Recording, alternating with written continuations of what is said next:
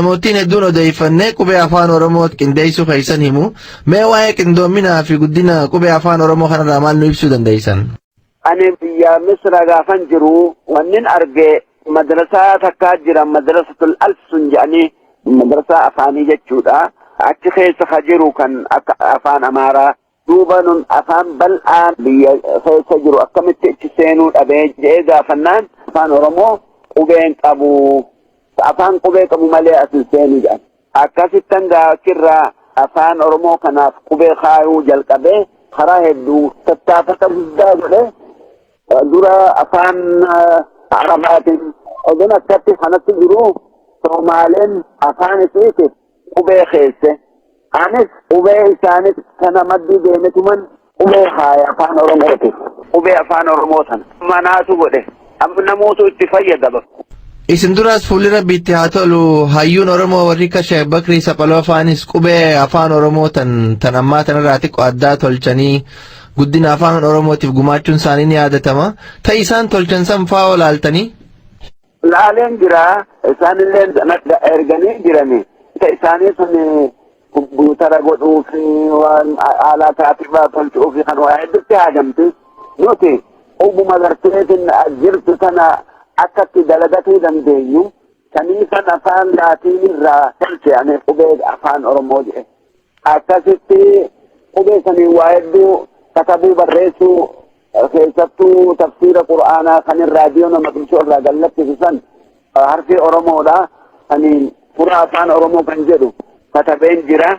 Lolli gaafa san biyya Somaalee fi Amaara jidduu jiraatu ture. Mangisti Somaaleetti himee kanaan durallee afaan Oromoo isintu raadiyoona seensise. Uummanni Oromoodha afaan fi katabuudhaaf tattaafatti jira.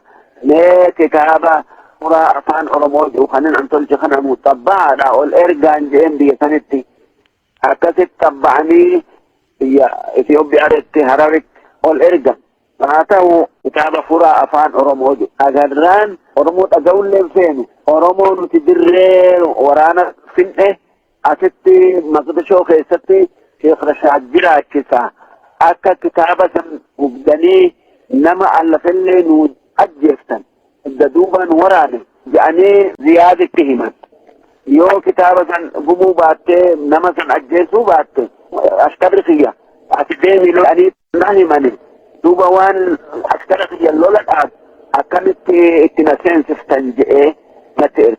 Waa kan qabuun jeenan mee jara san gaafadhuun jeen Somaalee arrabsa Amaara Faarsaa jee gaafadhuun jeen gaafa isaan deebi'an. Wanni keessa jiru hin jiru gubbaa sana jiraa jedhaniin maqaa daftararra gubbaadhaan katabame. Kana jibbina malee keessa homaan jiran jedhaniin Amaaraan Faarsu Somaaleen arrabsu jedhanii akkasitti hayaa isinii jirjiiranii jedhee Salaat Qaasim jedhanii tokko jira raadiyoo gaafa sana hakamu Abdusalaat Qaasim jedhanii bakka kitaaba maxxansu geesse deebisee hunda isaati maqaa kana jirjiire maaliin katabe afaan Somaalee abboo afaan abboo irraa tokko malqadhaan jedheen bakka tana wannin akka gaariitti qaqqabee laale uummanni nuun feene akka qubee takka uummanni Oromoo qabaatuun akka garteetiin waan isaanitti ulfaatu takka taate. Ani maalin jetta garaafiyat odoo afaan shayxaanallee jedhani akka uummanni Oromoo qubee takka irratti walii galu godhuun oolu jedhetan muradhee jira.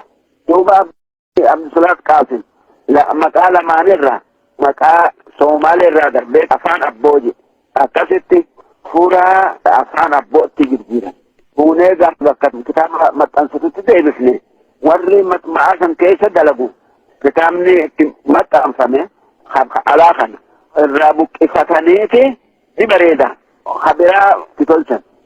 Warri bicha keessa dalagu hundinuu walitti qabateeti ijoollee isaatiif kitaabatti maxxansuu jecha irraa borummaa hoggaa magaalaa tana hoggaa argan namni gaddeemus furaa afaan Oromoo maajja daftara isaanitti maxxansaniifi sheekhiisiin jenne inumaa waan ati jirjiire ati jette san dhiiseti kunoo magaalaa keessa olii gab furaa afaan Oromoo facaase ashkaranatti erginaan ani hin facaafne waracha keessa dalaguutu irraa buqqifatee itti maxxanfatame kuni daragaatii yaamitiin jedhe مالف سومالين مكتة دفتر جولة في مالف جوت وأن جوتف جمع تكون قربا در جبا ورانا ركاطب وخطي إستك جمع خان انتلتك دعروتا مشين دعا متر خايت أداد آنني هركر الرافت متيسي دا قلقو سبتان الأت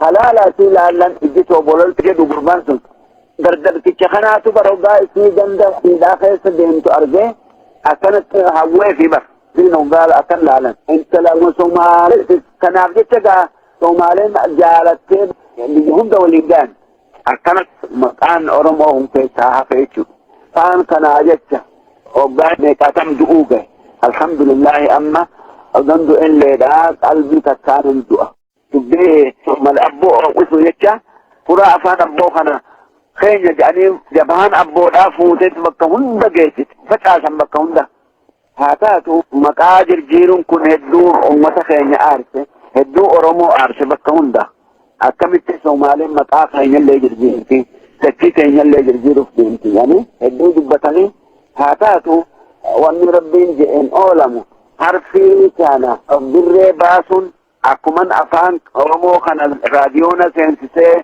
أفان كن راديونا إن شابس جيتشا مرخانيس سنتي أرمون أكا أبيتك تا إرتي وليقلن تا أرمو تنجرم سن أكا قلتو سن اللي الحمد لله ربنا ملكيسي أمني سينيا أرأى أبيتين جعني أبيتك أمنا جعني دادتو قبن يا علت يا خيست Yaanni keessan kun akka bikka gahuu fi qubeen afaan Oromootiin akka dalagaa irra ooltu namni isin gargaaranii jira bara san keessa.